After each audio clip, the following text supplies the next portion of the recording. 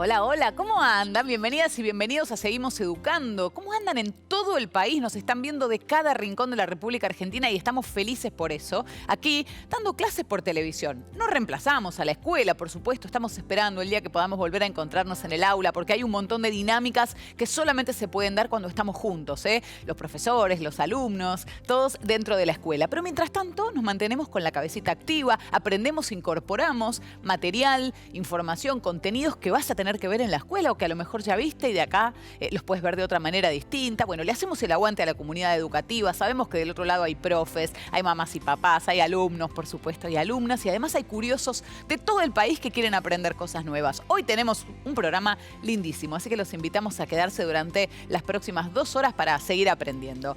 Y acordate, si estás en casa guardado, es por algo, es porque nos estamos cuidando del coronavirus. Y hay cosas que tenemos que hacer, además de salir lo menos posible, hacer compras y cuidarnos cuando nos vamos de casa, por alguna razón excepcional, que las tenemos que hacer adentro de casa. Por ejemplo, lavarnos bien las manos varias veces por día con agua y jabón. Acordate, no vale...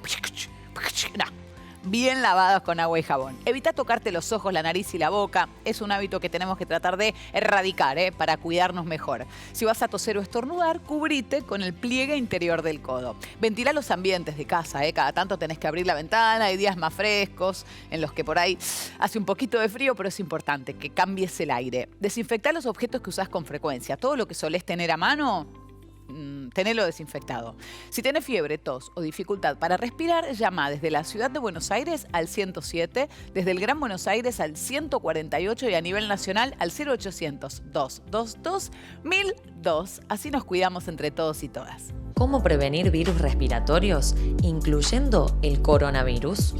Lavarse las manos frecuentemente, sobre todo antes de ingerir alimentos y bebidas y luego del contacto con superficies en áreas públicas. Al toser o estornudar, cubrirse la nariz y la boca con el pliegue del codo. Inmediatamente después, lavarse las manos. Evitar el contacto directo con personas que tengan enfermedades respiratorias. Si viajaste a países con circulación del virus y sos docente, no docente o estudiante, se recomienda aislamiento domiciliario por 14 días, aunque no tengas los síntomas. Podrás solicitar licencia extraordinaria. Seamos responsables para evitar el contagio. Para más información, comunícate con el Centro de Salud de la Universidad Nacional de Río Cuarto. Vamos a empezar la primera clase de hoy. Pero primero les cuento que en un ratito nada más viene Cristina de Matemáticas con un montón de cartulinas, un collar de sorbete, bueno, cosas rarísimas como siempre para seguir hablando de geometría, de triángulos, etc. Eso en un ratito nada más. Pero ahora tenemos geografía con el profe Alejandro. ¿Cómo estás? ¿Sale todo bien? ¿Qué tal, Ángela? Buen día. Buen día. Bueno, ahí nos trae unos planos, unos mapas. ¿Cuál es el tema de la clase de hoy? Hoy vamos a estar trabajando con condiciones de vida de la población. Bien, interesante. ¿Con qué objetivos? El objetivo es conocer en qué condiciones vivimos los y las argentinas en cuanto a la infraestructura urbana, la infraestructura de nuestra vivienda, los transportes, los servicios educativos y también eventualmente qué consecuencias se dan en los espacios en los que vivimos que generan la aparición de los que llamamos problemas ambientales. Bien, excelente. ¿Tiene alguna relación con lo que venimos viendo? Sí, la clase pasada estábamos trabajando con migraciones, con las migraciones desde países del contexto sudamericano, ¿sí? Sí. O también llamadas limítrofes, aunque no todas son limítrofes. Sí. Y hoy vamos a seguir trabajando con el tema de población, pero ya apuntando a esto otro que son las condiciones de vida, ¿no es cierto? Bien, perfecto. ¿Las condiciones de vida varían según qué zona de la Argentina miremos? Sí, lo cierto es que si vivimos en pueblos, en barrios más extensos o en ciudades, pero también en función de distintos factores como nuestro género, nuestra edad, también nuestra condición social, ¿no es cierto? Y distintos otros factores, nuestras expectativas al respecto de lo que el espacio tiene que reunir son muy variadas, ¿no es cierto? No son las mismas. Claro, no son las mismas necesidades de una familia que tiene un cochecito porque tiene un bebé, o una persona que tiene una discapacidad, una persona mayor, una persona que necesita estudiar o cuyos hijos necesitan estudiar, está bien. Exacto. ¿Qué aspectos hay que tener en cuenta para pensar las condiciones de vida de la población? Bien, en todos los casos hay que tener en cuenta que cuando hablamos de condiciones de vida, esto implica sí o sí una participación del Estado, ¿no es cierto?, en cualquiera de sus niveles, como para dar respuesta y resolución a ellas. Cualquiera de sus ¿cierto? niveles te referís a por ahí la municipalidad, Claro. el gobernador provincial y más arriba el Estado Nacional. Exacto, en lo inmediato municipio, pero también, por supuesto, provincia y nación, y eventualmente el trabajo coordinado de todos, ¿no es cierto? Porque, Sí. bueno, nuestras necesidades son muy variadas, varían en función de todos esos factores y eso requiere de muchas tareas conjuntas, ¿no? Claro, totalmente. Bueno, ¿y qué hay que mirar para saber cuál es el nivel de vida de la población, de un pueblo, de una ciudad, de un sector? Bien, hay distintos indicadores, algunos de ellos a nivel mundial, otros más elaborados a nivel local en función de nuestras realidades. Sí. Pero lo cierto es que uno de los más difundidos o divulgados es el que se conoce como IDH, ¿sí? Que es un indicador de desarrollo humano, ¿sí? Eso significa la sigla, elaborado por la ONU, ¿sí? Y que evalúa tres distintos aspectos, ¿sí? Tres Sí. distintas variables. El primero sería el ingreso, ¿sí? Que sería el Producto Bruto Per cápita, ¿no es cierto? Todo lo que produce un país al cabo de un año dividido por su población, ¿sí? El segundo sería el nivel de estudios, ¿sí? La cantidad de años de estudio para la población y la cantidad de años de estudios que cumplen los chicos en edad escolar, ¿sí? Y el tercer aspecto que evalúa el IDH sería la expectativa de vida, que sería la cantidad de años que se estima que puede vivir la población de acuerdo a las condiciones en las que está viviendo, ¿no es cierto? Sería la esperanza de vida también que se le denomina. Claro, bueno, vamos a ver esto por escrito, ¿eh? Así nos queda bien fijado lo que son los indicadores de las condiciones de vida. Organización de Naciones Unidas, la ONU, dice que hay que mirar esto. El ingreso refiere al ingreso o Producto Bruto Interno Per cápita. Nivel de estudios para detectar analfabetismo mide los años de escolarización de los adultos y los años de escolarización previsto para los niños. Y por último, la expectativa de vida, cantidad de años que se estima que puede vivir la población, también conocido como esperanza de vida. Bien, y por otra parte tenemos otro indicador que fue elaborado por la CEPAL, la Comisión Económica para América Latina y el Caribe, y evalúa en parte algo de esta información que también tiene en cuenta el IDH, pero lo hace de manera más extendida. ¿Sí? En primer lugar, bueno, se denomina NBI o necesidades básicas insatisfechas, se busca medir por hogar. La primera variable que está teniendo en cuenta es el acceso a la vivienda, teniendo en cuenta las características de sus materiales y eventualmente la presencia de hacinamiento, que vamos a ver que tiene que ver con la cantidad de personas por habitación en una casa, ¿sí? Un segundo aspecto sería el acceso a los servicios sanitarios, ¿sí? Si la vivienda cuenta con los servicios básicos domiciliarios, ¿sí? En tercer lugar, el acceso a los servicios educativos, ¿sí? Que al igual que en el IDH, lo que se tiene en cuenta es cuántos años de escolaridad tienen los chicos por obligatorio y cuántos han cumplido los adultos también. ¿Sí? Y la capacidad económica, que sería la probabilidad de que se dé insuficiencia en el ingreso. Eso tiene que ver con la cantidad de miembros que trabajan de ese hogar y qué tipo de tareas o en qué tipo de empleo se desempeñan. Claro, que alcance la plata, digamos, que no se gaste más de lo que hay. Bueno, pasamos en limpio esta otra forma de medir condiciones de vida de la CEPAL, a ver. Lo vemos por escrito, así se fija bien. La Comisión Económica para América Latina y el Caribe, fíjense que no es más la ONU, que es universal de todo el planeta, sino para América Latina y el Caribe. Acceso a la vivienda para evaluar la calidad de la misma y hacinamiento. Acceso a servicios sanitarios para evaluar la disponibilidad de agua potable y la eliminación de excretas. Acceso a la educación, asistencia de niños en edad escolar a establecimientos educativos, capacidad económica, probabilidad de insuficiencia de ingresos, nivel educativo aprobado, cantidad de miembros del hogar, condición de actividad. Bien. Mencionaste así a la pasada NBI. ¿Qué es? NBI serían necesidades básicas insatisfechas, ¿no es cierto? Entonces, evaluando cosas tan variadas como la vivienda, como la educación, como el trabajo y las instalaciones de la vivienda, lo que este indicador busca evaluar es, bueno, en qué hogares se detectan problemas, ¿no es cierto? Y si querés podemos hacer un punteo justamente de los problemas que pueden aparecer. Claro, ¿Qué significa? ¿Cuáles son los problemas que indican que tengo las necesidades básicas insatisfechas? Exacto. Entonces, podríamos decir problemas en hogares con NBI.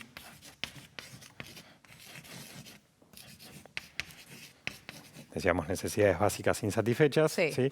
El primero de los problemas, que lo mencionábamos recién, sería el hacinamiento. Hacinamiento sería cuando hay más de 3 personas por habitación. Más de ¿sí? 3 Cuando personas en una habitación. Claro, cuando la vivienda tal vez tiene un único ambiente y todos están obligados o forzados a convivir dentro del mismo. ¿Se refiere a dónde dormís?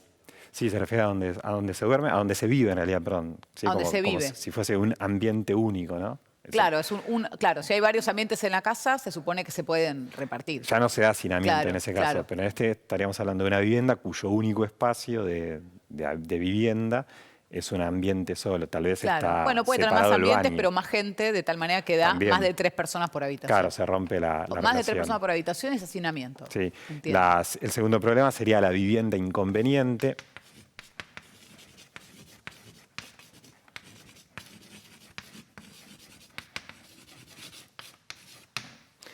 Que bueno, va a aparecer cuando los materiales sean precarios, ¿sí? O cuando falte acceso a alguno de los servicios básicos. Algunos servicios son críticos en cuanto a las necesidades y las condiciones en que vive la población y son muy sensibles. Por ¿sí? ejemplo, Bueno, agua. podríamos hablar, sí, el agua es muy puntual, ahora lo vamos a mencionar, pero también la luz, ¿no es cierto? Porque en Claro. función de la luz se conservan o no se conservan nuestros alimentos y eso también influye en nuestra dieta y en nuestra salud. claro. ¿sí?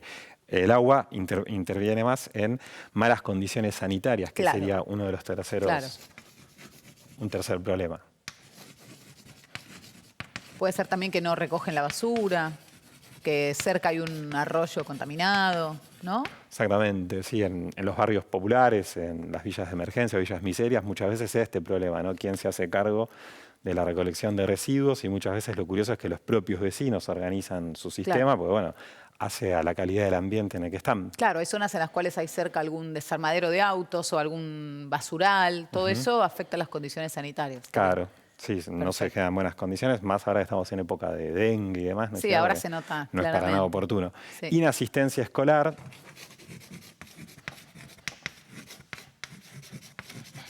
Sería el otro problema. Obviamente lo que estaría ocurriendo es chicos en edad escolar, en edad de estar asistiendo a establecimientos educativos y que no están cumpliendo con sus estudios como correspondería. Claro, ¿Mm? perfecto. Y un último problema sería la incapacidad de subsistencia.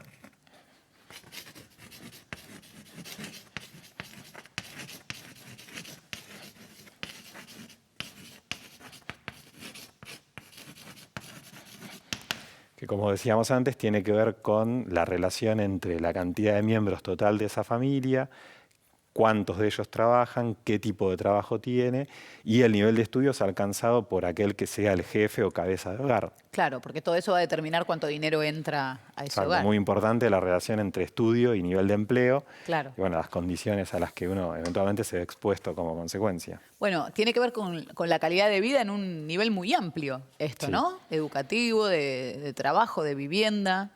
¿Y qué rol cumple el Estado acá? Bueno, lo importante, como decíamos hace un ratito, es que todos estos aspectos, todas estas variables deberían estar en la agenda formal del gobierno, ¿no es cierto?, nacional, como provincial, como municipal, y de hecho son tan importantes que están incluso reconocidos constitucionalmente, ¿no es cierto?, algo que no mencionábamos, como por ejemplo a partir del artículo 14 bis, ¿no es cierto?, que garantiza o busca garantizar el acceso a una vivienda digna, o el artículo 41, que es un artículo recientemente introducido a partir de la reforma del 94 y que busca garantizarnos el acceso a ambientes sanos, ¿no? Claro. Pero también son tan importantes que todos estos aspectos se evalúan por medio de los censos. Eso te iba a preguntar, ¿cómo se entera el Estado, municipal, provincial, nacional, de que hay gente con estas necesidades básicas insatisfechas o con cualquier otra necesidad? Bien, los censos son una herramienta fundamental. ¿Te acordás que decíamos son como una placa, una radiografía Sí. de la sociedad?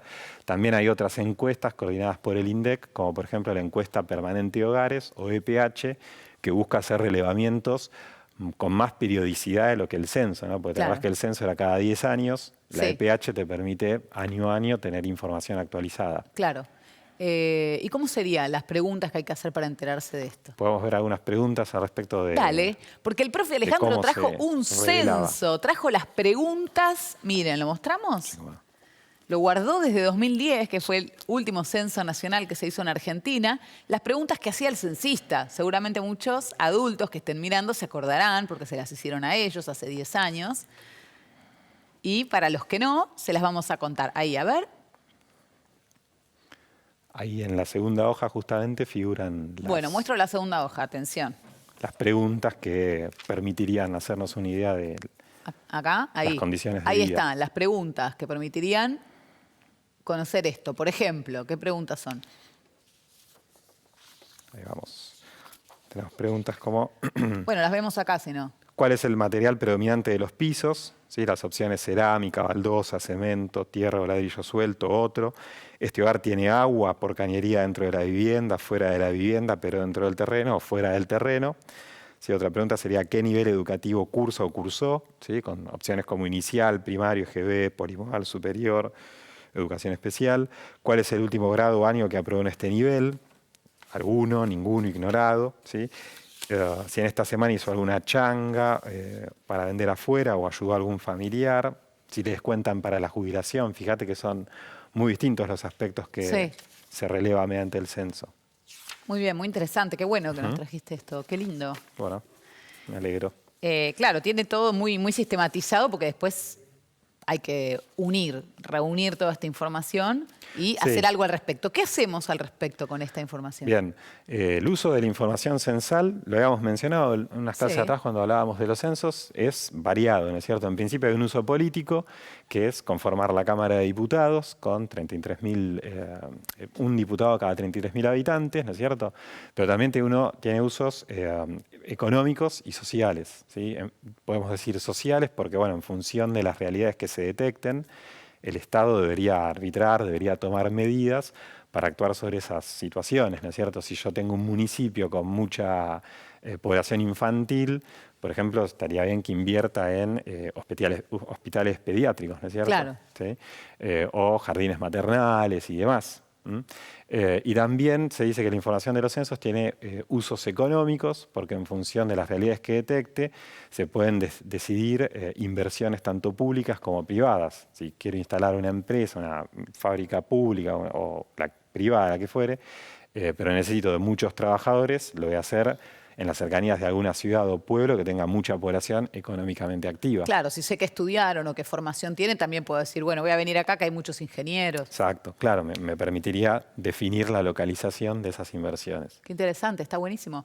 Y acá hay un componente especial que tiene que ver con las ciudades, ¿no? Claro. Más allá de los pueblos, es como que hay mucha población en las ciudades. Claro, si pensamos tal vez en qué lugares estas necesidades quedan más en manifiesto o donde más tensiones generan, seguramente en nuestro país es en las ciudades, y esto tiene que ver con que la mayor parte de nuestro país vive, de hecho, en ciudades, ¿sí? Y es entonces donde la satisfacción o la falta de satisfacción de estas necesidades se traduce en tensiones cotidianas, ¿no? Por eso tal vez en las ciudades nos hemos acostumbrado a convivir con marchas, con huelgas, con protestas, que no casualmente se convocan en lugares bien céntricos, ¿no? Claro, claro. ¿Y por qué en las ciudades de alguna manera se vive peor o se ven más estas tensiones? Bueno, porque lo cierto es que la mayor parte de las ciudades del país, como del planeta, han surgido de manera espontánea. ¿Qué quiere decir esto? Sin un plan previo y fueron creciendo en función del desarrollo histórico que se les presentó, las actividades económicas, factores políticos eventualmente también, por supuesto, pero esto las ha vuelto generalmente medio caóticas, ¿no?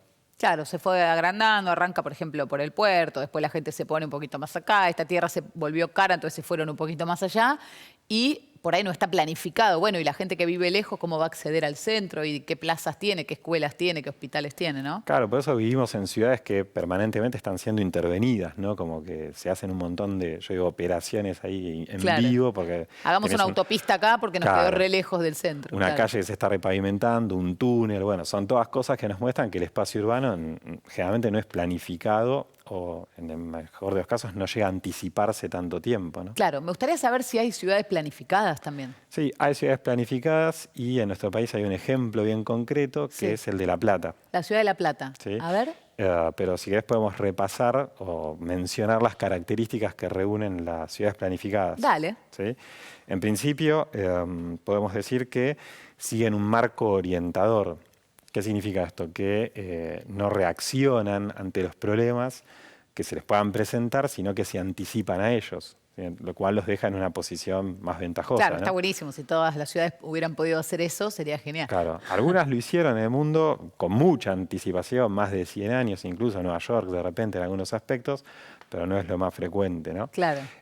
Otro aspecto sería que responden o buscan conciliar satisfactoriamente la relación entre los recursos, las necesidades y las urgencias, ¿no es cierto? Tratando de resolver lo que sea más urgente y en función de las situaciones que se presenten. Claro.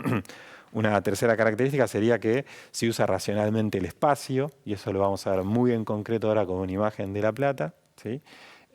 Y por otra parte se también racionalmente las funciones urbanas, ¿sí? Por ejemplo, se ubica en cierta parte de todo ese trazado el uso administrativo, el uso recreativo, los medios de transporte, ¿sí? También nos va a representar ese uso racional un loteo o un dibujo de la ciudad muy particular, ¿sí?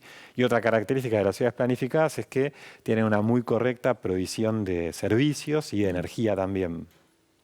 Qué genial, está buenísimo. Suena bárbaro. Suena bárbara.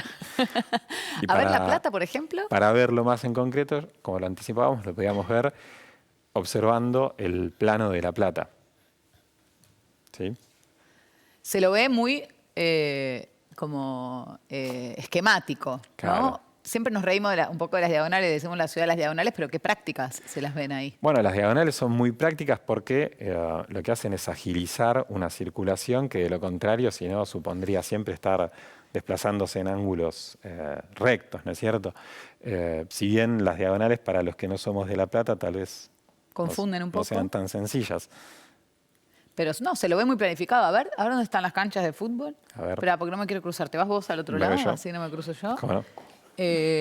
Acá está Gimnasia, acá está Estudiantes y acá está el Único. El único.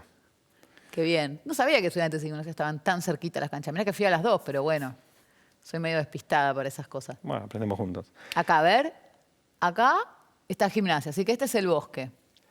Y acá está Estudiantes, el que acaba de inaugurar en noviembre, el 1. Reinaugurar, ¿no? Ya estaba ubicado ahí. Y vamos a ver el Único, mirá. Chuc, chuc. Este se llama 1 y este se llama Único, que es otra cosa. Este es el que le corresponde a la provincia de Buenos Aires, que se usa a veces para que jueguen Estudiantes y Gimnasia, pero ahora también para recitales, para que haya otros deportes, se ha jugado rugby. Y bueno, y se ve claramente, mira, hay placitas por todos lados. O sea, las plazas están, no es que hay un montón de manzanas sin ninguna plaza, como puede pasar en otras ciudades. Está Bueno, muy eso bien. tiene que ver con haber planificado que todos los habitantes de la ciudad futura que estaban construyendo tuviesen cercanos espacios verdes. Claro. Esto verde es bosque, todo esto es bosquecito. Y acá está como la parte administrativa, ¿no? Claro, acá tenemos la parte administrativa, ¿sí? Con la mayor concentración de edificios de la administración pública. Por acá, por ejemplo, tenemos la estación del ferrocarril, acá tenemos la terminal de micros, de ómnibus, ¿sí? Entonces se muestran los aspectos que recién veníamos mencionando, ¿no es cierto? Hay un uso racional, claro, que en el más claro aspecto, en el plano, se puede observar en el trazado en damero, que es una cuadrícula perfecta, intervenido por medio por de las estas diagonales. Exacto. Perfecto. Acá está el Museo de Ciencias Naturales, cerca de la cancha de gimnasia, que es maravilloso. Cuando se levante la cuarentena y puedan, vayan. Bueno, muy, muy lindo. Por supuesto, alrededor después ya se empieza como a Claro, este es ser más caótico. el casco histórico, ¿no es cierto?, que fue planificado en el caso de La Plata. Después La Plata, por supuesto, ha desbordado en crecimiento, generado muchos barrios satélites, si se quiere, que ya no responden a este trazado tan meticuloso y planificado. ¿Y por qué La Plata, este casco histórico, que por supuesto no incluye Citibel ni un montón de otros barrios, por qué se hizo así tan prolijito? ¿Cómo pudo La Plata planificar su ciudad así? Bien, nos tenemos que remitir a fines del siglo XIX, cuando en 1880 se federaliza la ciudad de Buenos Aires. ¿Sí? Hasta entonces el país no tenía una capital definitiva, pero a partir de entonces la ciudad de Buenos Aires pasa a funcionar como capital. Eso deja a la provincia de Buenos Aires con un problema, que es que no tiene capital. Claro. ¿Sí? Entonces Dardo Rocha, en 1882, es que coloca la piedra fundacional de lo que sería La Plata, ¿sí?, de lo que es La Plata actualmente, en las afueras de Ensenada. Y allí se empieza a materializar todo el plano que había diseñado Pedro Benoit. O sea, se necesitaba una ciudad que fuera capital de la provincia y se planificó. Claro, exactamente. Se planificó en un lote que estaba disponible, ¿no es cierto? Tierras disponibles y se pudo desarrollar todo ese plano tan racional que se había preconcebido. Por eso es tan linda La Plata, ¿eh? Se pasa tan lindo el tiempo en La Plata. Bueno, ¿y qué puede hacer un chico, una chica que nos está mirando para pensar si su ciudad fue planificada, si no fue planificada, para pensar estas características? Bueno, una actividad que pueden hacer es comparar el plano del pueblo, la ciudad en donde vivan, con el que acabamos de mostrar de La Plata, ¿sí? Y yo creo que seguramente van a haber diferencias bastante evidentes, ¿no? En el trazado de las calles que decíamos recién en Damero, pero también en la distribución y el uso de los espacios, ¿sí? Eventualmente de la presencia o ausencia de diagonales, la disposición regular de los espacios verdes. Bueno, todas esas cosas creo que pueden ayudar a servir. Está buenísimo. Bueno, vamos a hacer un recreo y enseguida seguimos hablando de ciudades. Vamos a ver alguna por ahí no planificada y ver cómo se fue construyendo. Pero nos vamos a ir al recreo con una trivia, ¿eh? Les vamos a dejar algo para pensar, para ir buscando la solución durante este recreo. ¿En qué año se creó la Ciudad de los Niños, que está ubicada en La Plata? ¿En qué año se creó la Ciudad de los Niños? ¿Será 1945? ¿Será 1951? ¿Será 1957?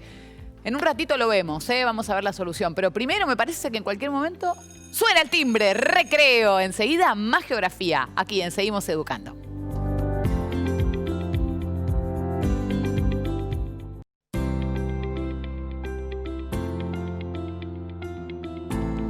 Seguimos educando, seguimos en clase de geografía con el profesor Alejandro. Ahora vamos a ver más ejemplos de ciudades, pero ¿te acordás que teníamos una trivia sobre La Plata, la ciudad que acabamos de ver? Y es, ¿en qué año se creó la Ciudad de los Niños, que está ubicada en La Plata? A ver la solución.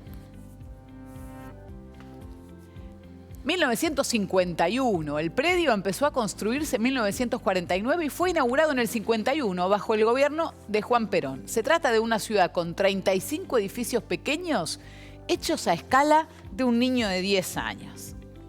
Qué maravilla, qué lindo.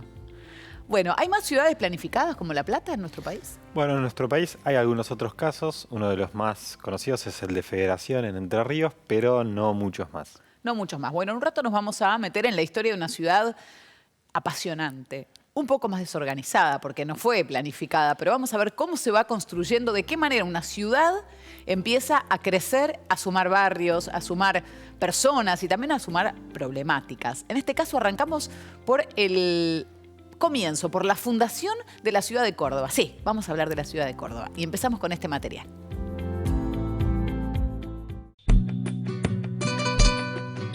El licenciado Claudio Alberto Teco, especialista en geografía urbana, analiza el crecimiento no planificado que tuvo Córdoba a lo largo de su historia.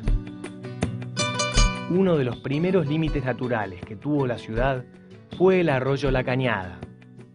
La Cañada originariamente era uno de los límites de la ciudad.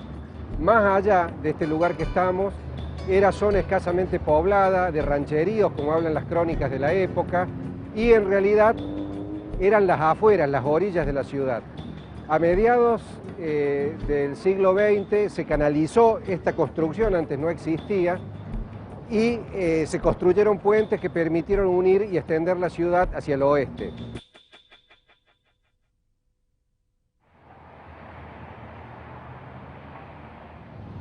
El río Suquía era otro de los límites naturales de la ciudad. La construcción de puentes permitió abrir caminos en dirección norte y crear barrios muy populosos. Bueno, acá estamos en el río Suquía, a la altura del barrio San Vicente, en el este de la ciudad. Este barrio es uno de los denominados barrios pueblo, de los barrios más antiguos de la ciudad, que se comenzó a construir allá por el año 1870, 1880. Actualmente es un barrio popular, digamos, un barrio de pequeña clase media, por decirlo de alguna forma, y que tiene una tradición cultural muy importante, por ejemplo, fiestas populares que son tradicionales, como los corsos que se hacen en los periodos de carnaval. Ahora un poco ha decaído esa tradición, pero en su época era un lugar en el cual la gente del centro de la ciudad se trasladaba para determinadas fiestas o a veces hasta para pasar el fin de semana, en la plaza, en el río, en algunas quintas que había en la zona. Ahora ya es una zona totalmente urbana, ¿no? No es una zona que ya perdió esas características. En 1870, el ferrocarril llegó a la ciudad de Córdoba. Este medio de transporte fue clave para la salida de la producción agrícola y ganadera de la región.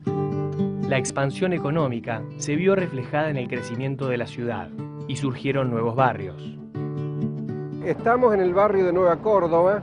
Este es un barrio que no existía en la ciudad, sino hasta fines del siglo XIX. Fue una expansión de la ciudad hasta ese lado y que coincide con el periodo de la modernidad, la gran exportación de productos agrícolas de Argentina, y se van a crear este tipo de barrios que son, digamos, una nueva forma de urbanización con bulevares, grandes avenidas y con construcciones de lo que era la élite de la época, como la que tenemos aquí a nuestra espalda, que se conoce con el nombre de Palacio Ferreira. Esta fue construida en el año 1912.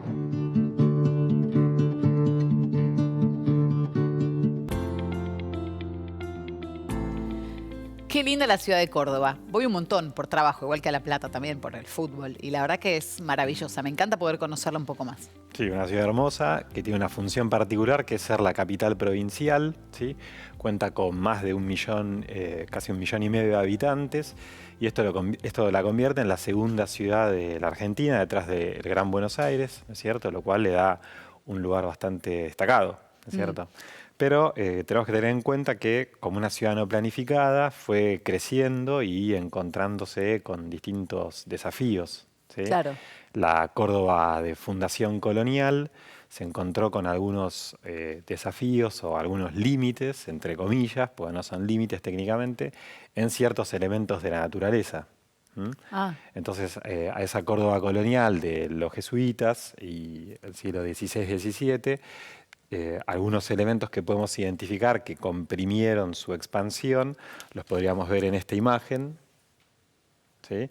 Donde aparecen justamente como elementos que en algún modo apretaron a la ciudad inicial, el arroyo La Cañada, ¿sí? En esta parte, ¿sí? Y el río Suquía por esta otra parte, o Primero.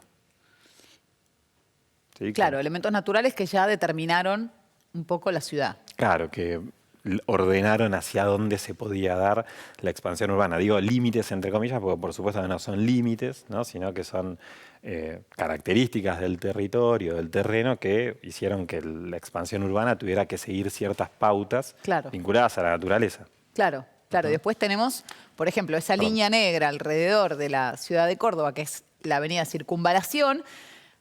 Hay que contar que se completó a fines del año pasado, ¿eh? Claro. Estuve allí, estaban todos muy contentos, muy felices en Córdoba, porque esa línea negra que logra que vos puedas manejarte por afuera de la ciudad y no tengas que atravesarla. Esa parte, sí. Esa partecita se terminó de completar a fines del año pasado, lo cual seguramente es muy importante, estaban todos muy contentos con eso. ¿Y el otro plano de Córdoba? Sí, el otro sería un plano ya más a una escala pequeña, ¿no es cierto? En el que podemos ver justamente, como veíamos antes en La Plata, el trazado, ¿no es cierto?, de las calles, ¿sí? El amanzanamiento que se dice, o la aparición de manzanas en función de ese trazado. También podemos ver la concentración de edificios de la administración pública y parte del casco histórico más antiguo, porque la particularidad de Córdoba es que, Córdoba capital, ¿no es cierto?, que tiene a flor de piel ese pasado colonial en un sector de la ciudad que está reconocido como Patrimonio Cultural de la Humanidad por la UNESCO desde el año 2000. Ahí empezó Córdoba. Esa sería la zona en la que empieza, claro, Córdoba originalmente, y es de la que se extiende. Bien, qué interesante. Y después me imagino que hubo muchas transformaciones que tenían que ver con la industria, ¿no? Cuando empezaron a acercarse las industrias y a formarse las industrias. Sí, antes de la industria igual, un factor que le aportó mucho dinamismo a la ciudad fue, a fines del siglo XIX, la llegada del ferrocarril, ¿sí? En 1870, y en el contexto de algo que ya mencionamos en alguna clase, que fue el modelo agroexportador. ¿Sí? La idea era llevar a los puertos del litoral las producciones de todo el país Córdoba una provincia mediterránea, pero a partir de 1870 se potencia enormemente en su economía y esto va a traducirse también en la modificación del tramado urbano de Córdoba capital, porque Claro. con la llegada del ferrocarril van a surgir nuevos barrios, ¿sí? Nueva Córdoba puntualmente, que fue una zona más aristocrática, si se quiere, o de familias de muy alto ingreso o poder adquisitivo. Con lo cual ahí podemos ver que el hábitat de Córdoba capital o las condiciones de vida progresaron en función de las inversiones de estas familias acomodadas, pero también las inversiones del Estado Claro. que Llegó el ferrocarril. llevó el ferrocarril, trazó calles, abrió bulevares y demás. Así O que sea, vemos tenemos como- los primeros, digamos, las primeras condiciones que determinaron el trazado de la ciudad fueron las naturales. Exacto. Y después aparece, por ejemplo, el ferrocarril y ya Ajá. transforma totalmente la ciudad también. Claro, la dinamiza, si se quiere, y hace que la ciudad crezca e incorpore nuevas zonas que hasta entonces tal vez eran aledañas y rurales y se empiezan a incorporar al trazado urbano. Que bueno, esto todos lo pueden pensar, ¿no? Los chicos también, de sus ciudades. ¿Qué elementos naturales fueron transformando tu ciudad o en realidad determinaron tu ciudad? Si tenés una montaña, si tenés un río, si tenés un arroyo, si tenés un bosque, una selva. Y al mismo tiempo después, ¿qué cuestiones de humanas, sociales, que llevó el Estado a tu ciudad, también le fueron dando forma? Por ejemplo, yo soy de San Isidro, zona norte del Gran Buenos Aires, tengo el río, que ya determina mi Claro. ciudad, y después tenemos las estaciones de tren también, que se fueron construyendo las ciudades alrededor de las Claro, estaciones. en el caso de Córdoba, que Clarísimo. van modificando el espacio urbano. Perfecto. Y después sí llega el momento de la industrialización. Claro, para 1930 y en un contexto en el que ya el modelo agroexportador estaba exhausto o dando rendimientos que no eran los de antes, la Argentina, como muchos otros países del mundo, de África, de Asia, del resto de América Latina, entra en una fase que se conoce como industrialización por sustitución de importaciones y Córdoba va a ser una provincia que atraviesa de manera muy particular todo este intervalo. Lo vamos a ver, con un material. Vamos a ver cómo afecta este proceso de sustitución de importaciones, de empresas que llegan a la zona de la ciudad de Córdoba, cómo fueron modificando la ciudad, el trazado de la ciudad. A ver.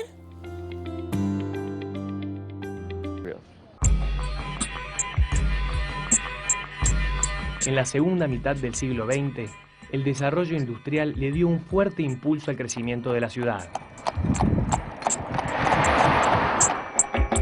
Córdoba se convirtió en el centro de la industria metalmecánica y automotriz y atrajo a trabajadores de todo el país. Entre la década del 30 empezó una incipiente industrialización que se acelera a 1000 en la década del 60, ya con las industrias automotrices y la explosión de la matrícula universitaria. Entonces la ciudad creció con la industrialización y con el crecimiento de las universidades que captaron mucha gente del interior del país, de otros países. La avenida de Circunvalación fue concebida en los años 50 como ordenadora de las conexiones regionales y como barrera contenedora del crecimiento urbano. Durante el auge de la industria automotriz, las empresas se ubicaron en la periferia de la ciudad, en torno a la avenida Circunvalación. Alrededor de estas fábricas surgieron los barrios obreros. Como explica la doctora en Geografía Humana, Claudia Tomadoni, la ciudad creció superando los límites de la avenida de Circunvalación. Por ejemplo, en torno a la planta Renault se construyeron monoblocks en donde habitaban sus trabajadores, no solo operarios, sino también trabajadores gerenciales, algunos de ellos. Y bueno, la ciudad fue creciendo al ritmo del crecimiento de la industria, ¿no? Básicamente tiene que ver con la llegada de trabajadores para estas industrias. Hoy por hoy esos barrios todavía viven algunos trabajadores que quedan de esta Córdoba desindustrializada que tenemos en los años 2000, pero básicamente lo que quedan allí son muchas historias truncas de trabajadores desocupados, ¿no? Es muy interesante para entender las ciudades en las que habitamos la relación entre la ciudad y las actividades económicas que allí se desarrollan, la ciudad, el pueblo, el barrio, ¿no? Claro, acá podíamos ver en este video justamente cómo Córdoba, en función de su ubicación en nuestro territorio, una ubicación central, va a ser un lugar estratégico para el desarrollo de la industria, ¿sí? Y esto permitió que a la Córdoba colonial, que a su vez se había agregado la Córdoba aristocrática del modelo agroexportador, se agrega a partir de 1930 una Córdoba industrial, ¿sí? Que va a tomar otra fisonomía urbana. Sí, esto significa fábricas, pero me imagino que también viviendas para quienes iban a trabajar. Hay un primer intento de ordenar toda esa expansión que empieza a darse en el trazado urbano de Córdoba capital, y es justamente el trazado, como marcábamos antes, de la avenida de Circunvalación, con la que se intentó como sellar el área urbana. Claro. Pero la potencia industrial que experimentó Córdoba, la gran cantidad de industrias metalúrgicas, metalmecánicas y automotrices que se instalan a partir del 30, hace que el crecimiento sea desbordante de esta avenida de Circunvalación. Y particularmente, ¿por qué? Porque muchas de las fábricas de la época construyen vivienda para sus trabajadores, ¿sí? Trabajadores desde operarios hasta gerentes, que en muchos casos van a tener la alternativa de acceder a una vivienda más fácilmente en los que se van a denominar monoblocks, ¿sí? O torres, ¿sí? No muy altas, de no tantos pisos, con las que se buscaba dar vivienda a la mayor cantidad de gente posible y una vivienda de calidad, ya que estamos hablando de condiciones de vida. Bien, buenísimo. Vamos a ver más material. Industrias como, seguro que en Córdoba la tienen clara, FADEA, Fábrica de Aviones Argentinos, IAME, Industrias Aeronáuticas y Mecánicas del Estado, algunas de las industrias que se fueron ubicando en esta Córdoba súper industrial de la que estamos hablando y que vamos a seguir conociendo en este material.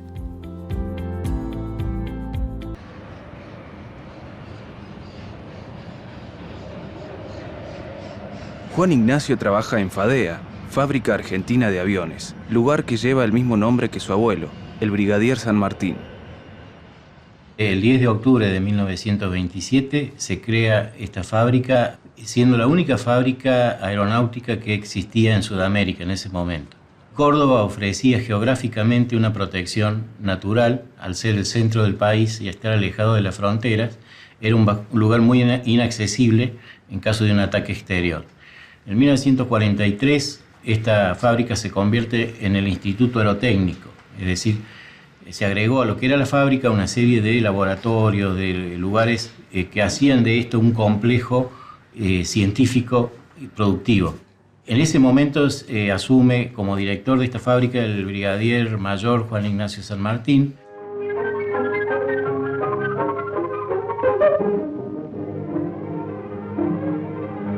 Fue realmente un periodo donde la industria nacional creció.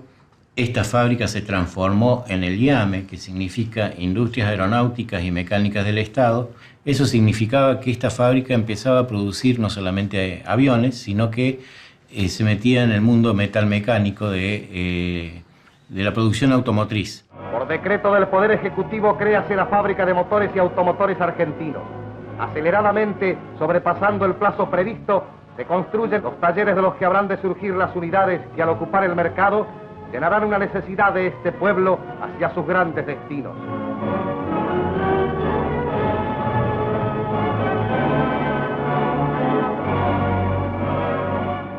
El IAME era un conglomerado de 10 fábricas, de fábrica de automóviles, de motocicletas, de tractores, de una serie de elementos, de motores, de turbinas. Es decir, fue un complejo metalmecánico de una envergadura tal de que no tenía comparación en ningún lugar de Latinoamérica. Qué magnitud la de toda esta industrialización, claro, fue muy importante. Claro, es muy importante porque el desarrollo industrial también se va a complejizar o a profundizar, quiero decir, en la medida en que a todo este complejo de fábricas que mencionabas vos antes se agregan también laboratorios de investigación. Y entonces se termina transformando Córdoba capital también en un polo productivo y tecnológico científico, ¿no es cierto? Que, por supuesto, siguió influyendo en la expansión de ese trazado urbano. Claro, y ahí interviene el Estado también, ¿no? En ese polo de investigación. Claro, esos proyectos estuvieron enmarcados dentro de las políticas de industrialización de los años 40, ¿no es cierto?, con el peronismo, y esa ICI que decíamos antes, pero una ICI ya no como la de los años 30, sino por el contrario, para mediados del 40 y comienzos del 50, una ICI planificada, que se dice. Claro. ¿Y a nivel educativo cómo se transformó? Bien, otros factores que han potenciado el atractivo de Córdoba capital que podemos tener en cuenta es su oferta académica a partir de la Universidad Nacional de Córdoba, ¿sí? Que es una de las más antiguas de América Latina y también la más antigua del país, ¿sí? Y desde incluso del siglo XIX y anteriormente fue un atractivo para incluso migraciones desde los países limítrofes. Hoy sigue atrayendo migraciones desde muchas distintas partes del país de chicos que encuentran su oferta en la Universidad de Córdoba. Claro, excelente. Bueno, muy interesante, pero claro, toda esta transformación tan vertiginosa que nos viene contando el profe Alejandro, lo que hizo fue generar una ciudad con algunos problemas de lo que venimos viendo, de tráfico, de contaminación. Vamos a meternos en esa característica de Córdoba en el siguiente material.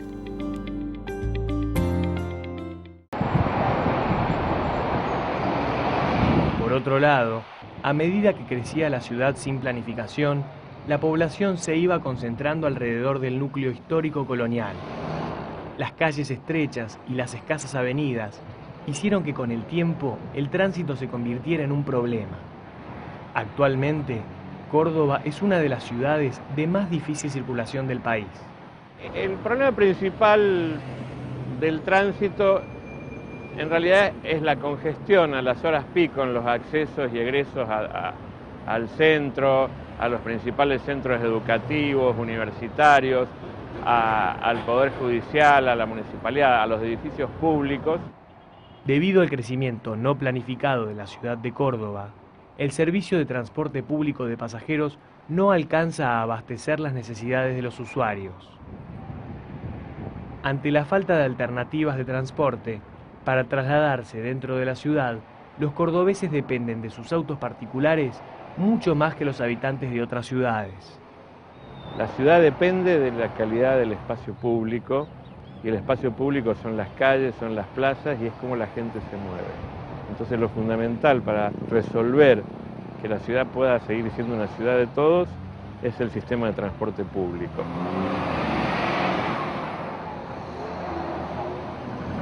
La cantidad de vehículos que circulan por la ciudad también afecta la calidad de vida de sus habitantes. Como director de Gestión Ambiental y Desarrollo Urbano, Raúl Alac analiza los problemas que ocasiona la contaminación sonora y ambiental.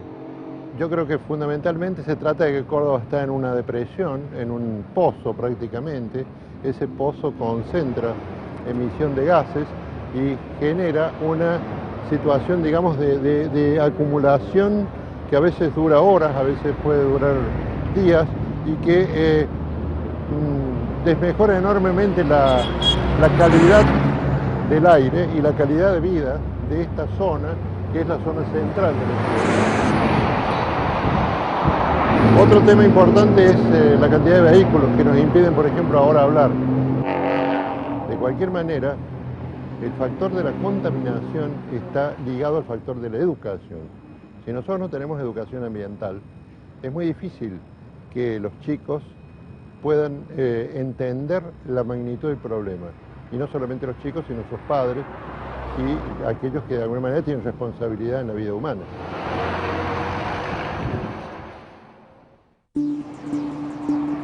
Como la mayoría de las ciudades latinoamericanas, el crecimiento de Córdoba se dio de forma irregular desde el punto de vista social. Además, la falta de planificación urbana ha ocasionado serios problemas ambientales y de tránsito. En la actualidad, especialistas de distintas disciplinas están estudiando la manera de mejorar esta situación y hacer de esta gran ciudad un mejor lugar para vivir. Bueno, Alejandro, nos trajiste dos ejemplos. Uno, la ciudad de La Plata, una ciudad planificada. Otra, la ciudad de Córdoba, una ciudad que se fue armando a medida que creció la población, que llegó el ferrocarril, que cambió la forma de la actividad económica. Bueno, ¿qué características tiene una ciudad no planificada, como Córdoba, por ejemplo? Bien, acá podemos ver ya la aparición de problemas, ¿no es cierto?, para la vida cotidiana, que tienen que ver con, por ejemplo, la densificación de población en el casco histórico o en torno al casco histórico, ¿sí?, que por otra parte tiene la particularidad de tener calles muy angostas, ¿sí? Por supuesto que cuando fue concebido ese casco histórico no estaba previsto el tránsito actual. Claro. ¿sí? Y hoy las calles se saturan de tránsito. Esto hace que principalmente colapse el transporte público. Sí. ¿sí? Y mucha gente, como alternativa, se vuelque al transporte particular, al auto individual, ¿no es cierto? Pero esto no hace sino también agravar los congestionamientos. ¿sí? Claro. Y además genera otros problemas asociados como la emisión de gases de invernadero que habíamos planteado en algún momento, ¿sí? Con lo cual aparecen otros tantos problemas asociados que en parte se combinan con el emplazamiento o el sitio que tiene Córdoba, ¿sí? Entre todo el relieve circundante y hacen que los problemas sean variados. ¿sí? Bien, y hay problemas con distintos niveles, ¿no? Sí, en principio que estamos hablando de problemas que entonces tienen una denominación particular, que son problemas ambientales. Sí. ¿sí? Entendemos por problemas ambientales a todas las alteraciones en los ambientes, ¿sí? Con una connotación negativa, ¿sí? Como resultado de la actividad de las sociedades. Y los podemos analizar. Alteración del ambiente como resultado de las actividades de la sociedad. De la sociedad, exacto. Perfecto. Esos serían los problemas ambientales y Sí. los podemos analizar en 3 escalas distintas. Sí. ¿sí? Hablamos de problemas de escala local, ¿sí? Que estarían afectando un pueblo, una ciudad, ¿sí? O a una parte de una provincia, como por ejemplo la contaminación de un lago, ¿sí? Por incorrecto tratamiento de residuos industriales, por ejemplo, ¿sí? O domiciliarios. Hablamos de una segunda escala que sería la regional, ¿sí? Cuando estamos viendo 2 o más provincias afectadas o tal vez parte de 2 o más países, ¿sí? Como por ejemplo la desertificación, que Claro. sería la expansión de áreas áridas por un mal manejo humano a partir de la ganadería y la agricultura. ¿sí? Y por último tenemos problemas ambientales de escala global, como por ejemplo el calentamiento global, ¿sí? A raíz de justamente estas emisiones crecientes de gases de invernadero. Está bien, clarísimo. ¿Y qué conclusiones podemos sacar de todo lo que vimos, Ale? Bien, que las condiciones de vida, podríamos decir, se Sí. asocian a una gran diversidad de factores que abarcan desde la vivienda a la infraestructura del conjunto en el que mi casa se inscriba, ¿no es cierto? Mi barrio, mi pueblo, mi ciudad, y abarcan factores tan heterogéneos como la educación, el transporte, el acceso a la salud, ¿sí? Y en todos los casos, por supuesto que un agente clave al respecto de la resolución de las mismas, para que no se transformen en NBI, ¿no es cierto?, es el Estado en cualquiera de sus órdenes. Bien, perfecto. Buenísimo, muy clara la clase. Bueno, Muchas gracias. Son 2 ciudades a las que voy con frecuencia y no sabía todas estas Bueno, cosas. un montón de datos de las ciudades, ¿no?, planificadas y las espontáneas. Excelente. Bueno, muchísimas gracias, Alejandro. Se terminó acá la clase de geografía. En un rato viene la profe Cristina, llena de cartulinas, tiene unos sorbetes, tiene unos triángulos abajo del brazo, de todo para seguir aprendiendo y seguir enseñándoles a ustedes desde casa. Pero todo esto, chicos y chicas, va a tener que esperar un ratito porque ahora me voy a ir a comer un sanguchito, voy a ir a mi patio imaginario, a ver las palomas, a ver el cielo, porque es el momento de recreo. Enseguida seguimos aprendiendo y educando.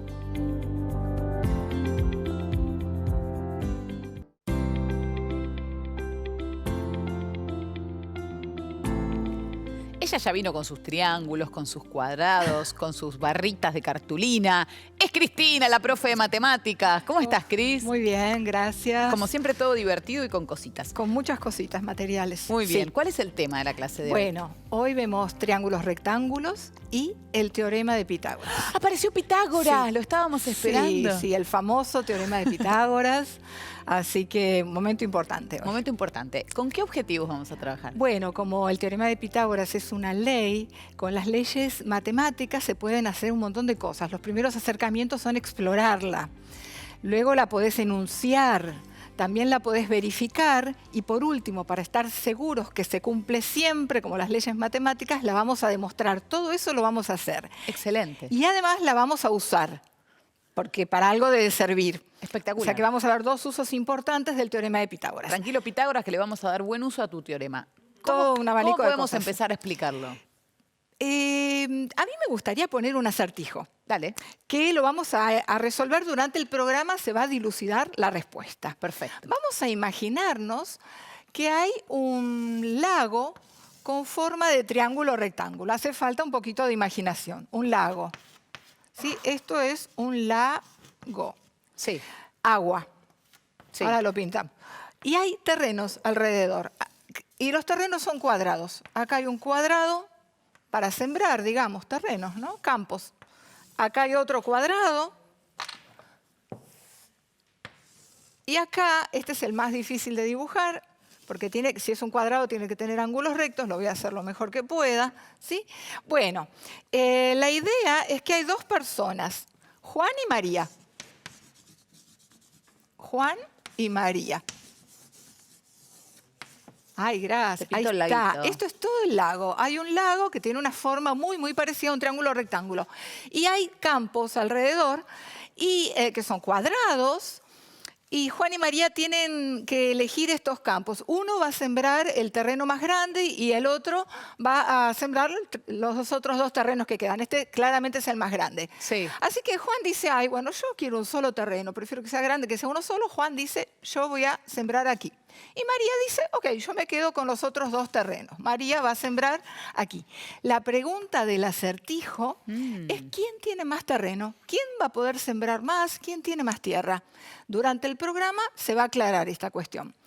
Y como pista, a ver, acá hay triángulos, hay cuadrados, y hay terrenos, y hay campos, y hay áreas para sembrar. Recordemos que el área de un cuadrado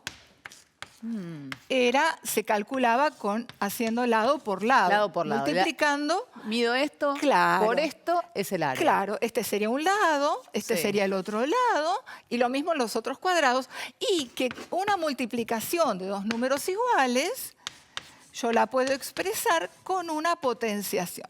O sea que el área del cuadrado es igual al lado elevado al cuadrado o al lado por el lado. Los chicos pueden ir pensando, ir haciendo su dibujo. La respuesta es independiente de las medidas, mientras esto tenga ángulo recto acá y estos sean cuadrados. Listo, este es el acertijo. Vamos a ver luego quién tiene más terreno. Perfecto. Cristina, ¿vos sos pitagórica? Bueno, un poco, después de tanto trabajar con esta ley. Vamos a ver, ¿quién fue Pitágoras? ¿Qué son los pitagóricos? Nos metemos en el teorema de Pitágoras bien desde el principio, con este material.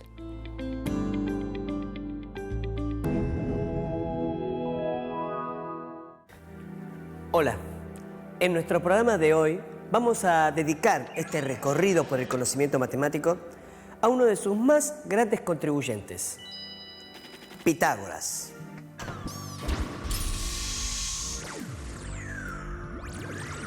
Pero antes de hablar de Pitágoras, les propongo visitar una de las 7 maravillas del mundo, en la que observamos ejemplos de patrones geométricos. Por supuesto, estamos hablando de las pirámides egipcias.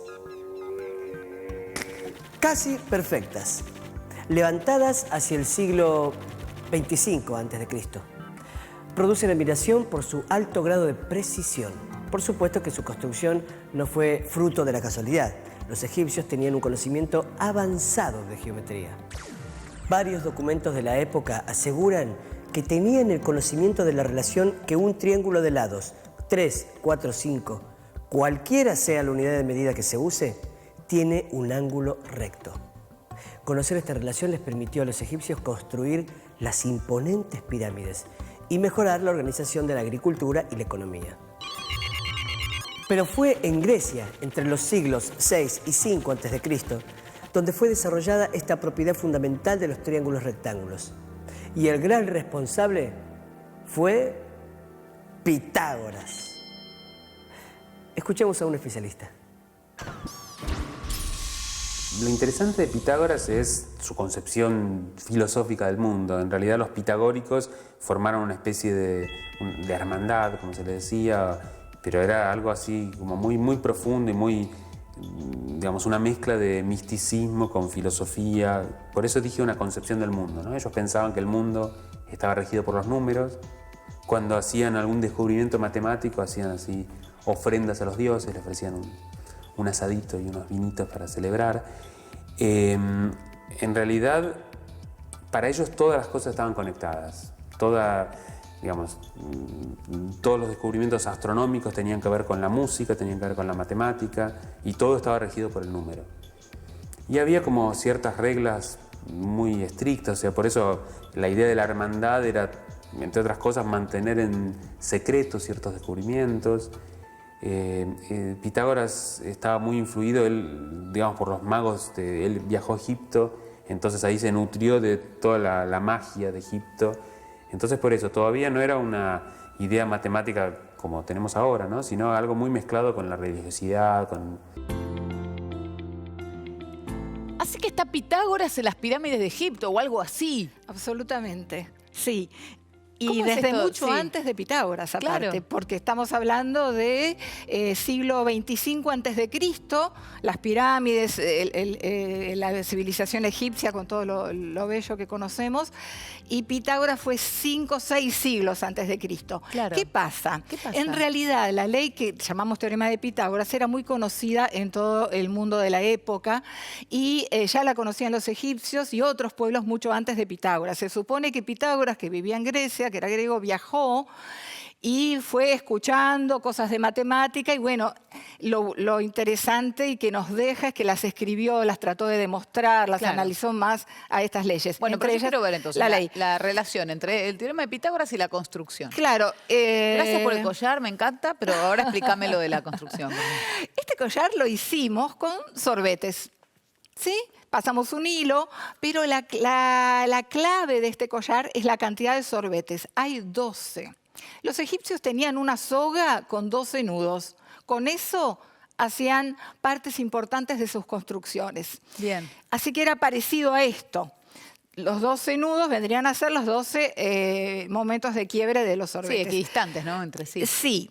Ellos sabían que si la soga de 12 nudos la quebraban a 3 nudos y luego a 4 nudos, obtenían un triángulo rectángulo. Vamos a tratar con los sorbetes. Tenemos que hacer un triángulo rectángulo con estos sorbetes. Vamos a hacer un triángulo.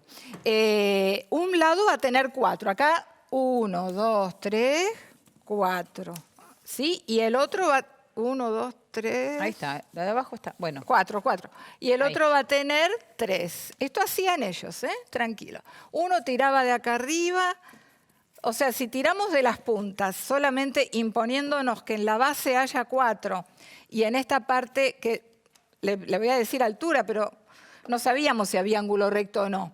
¿Sí? El más largo tiene 5. Si sumamos 3, 4 y 5... Acá hay 5. Acá hay 4, acá hay 3. Exactamente, si lo sumamos son los 12 pedacitos.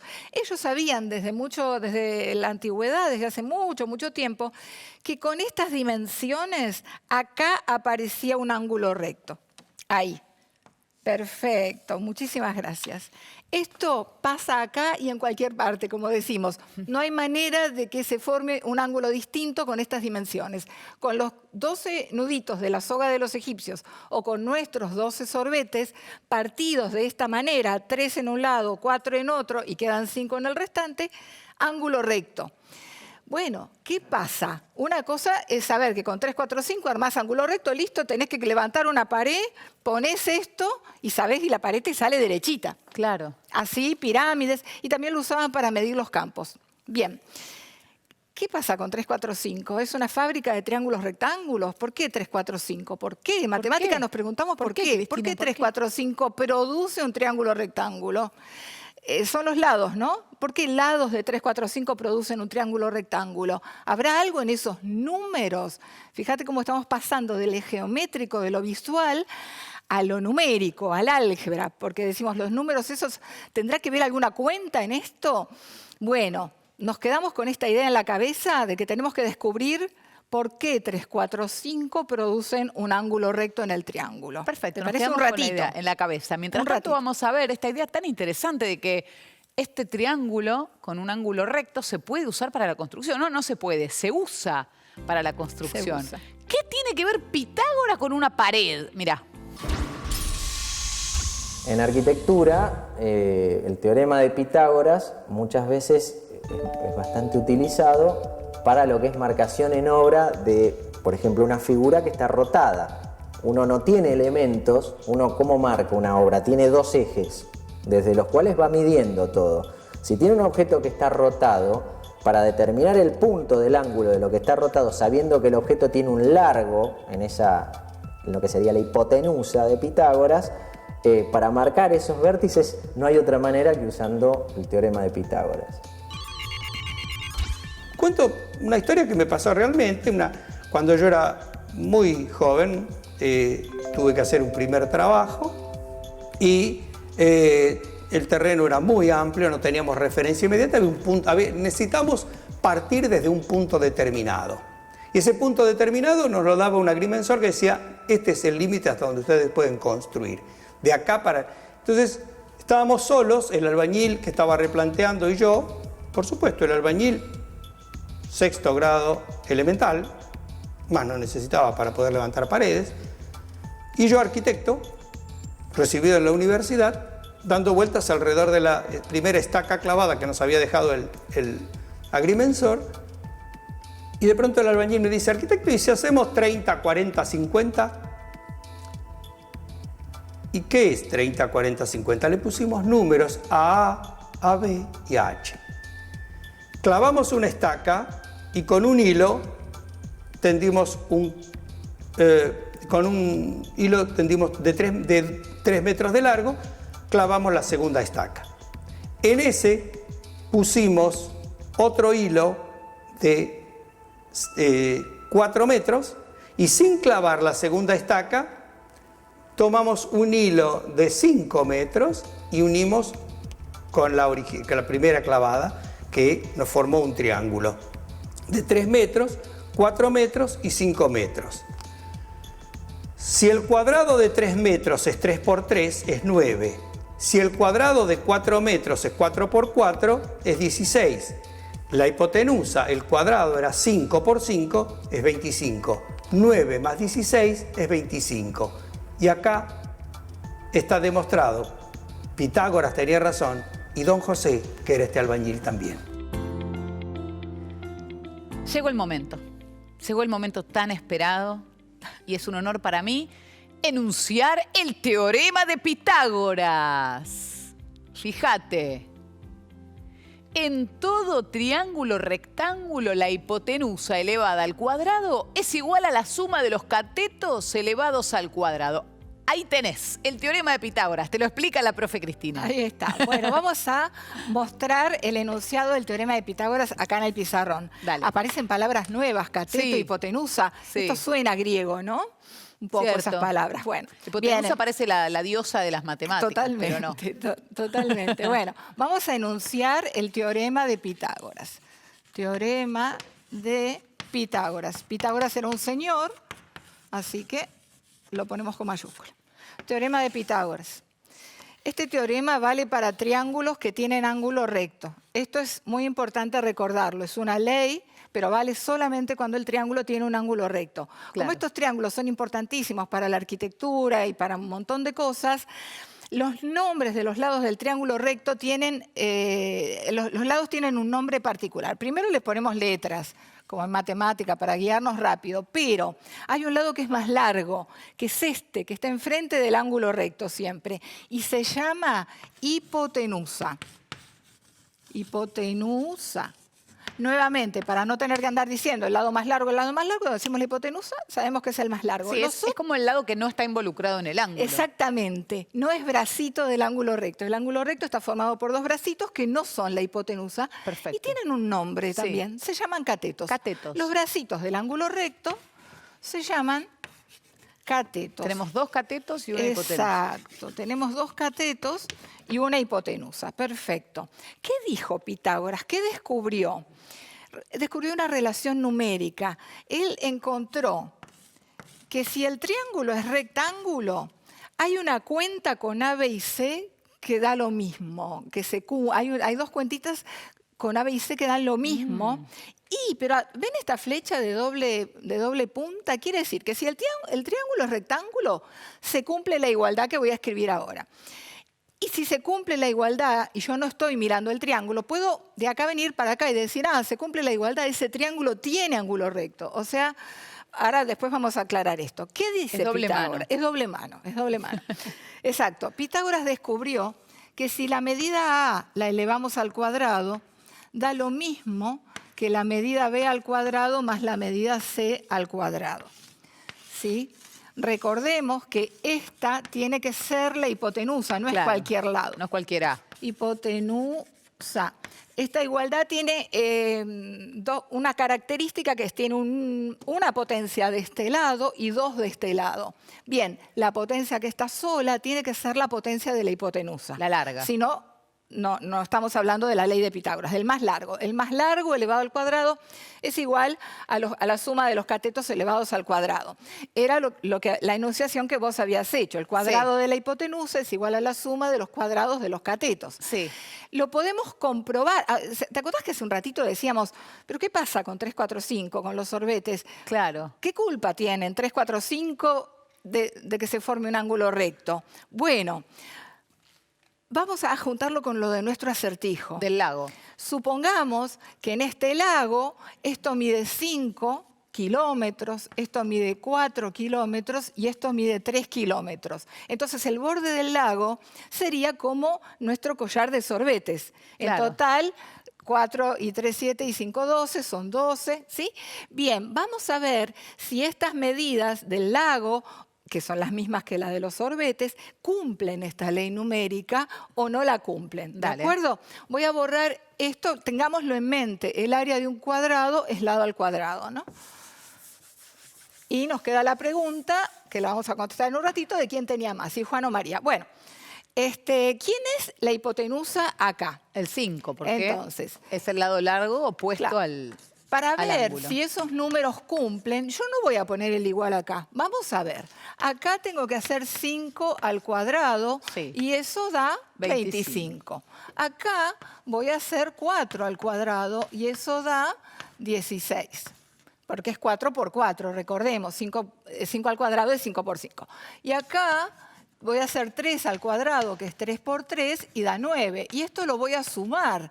Pero bueno, lo sumo y mirá lo que da. Da 25, que es igual, entonces, a la hipotenusa al cuadrado. O sea que esto al cuadrado me dio lo mismo que esta suma al cuadrado. Así que puedo decir que esta igualdad es cumplida por estos 3 números, el 3, 4, 5. Puedo afirmar que esos 3 números cumplen la ley de Pitágoras y por eso hay ángulo recto. Pitágoras nos dice, si tus 3 números cumplen esta ley, tenés ángulo recto. No hay escapatoria. Claro. Y estos te puedes quedar tranquilo, que la pared te va a quedar derecha. Exacta, la pared está derecha, está derechísima. Estos 3 números, el 3, 4, 5 de nuestros sorbetes, cumplen la ley de Pitágoras, por eso producen un ángulo recto cuando armamos el triángulo. ¿Sí? La enunciación del teorema de Pitágoras es esta. Si tengo un triángulo con ángulo recto, es seguro que las medidas cumplen esa igualdad. Y si tengo esta igualdad y no estoy viendo al triángulo, digo, ese triángulo que no estoy viendo tiene ángulo recto. Ahí está la doble Seguro, mano. Excelente, Cristina. Sos una genia explicando. Entendimos todos perfecto. Bueno, me alegro mucho, gracias. Bueno, hacemos un recreo y enseguida seguimos, ¿eh? Un recreíto, nada más. Ya volvemos y seguimos educando.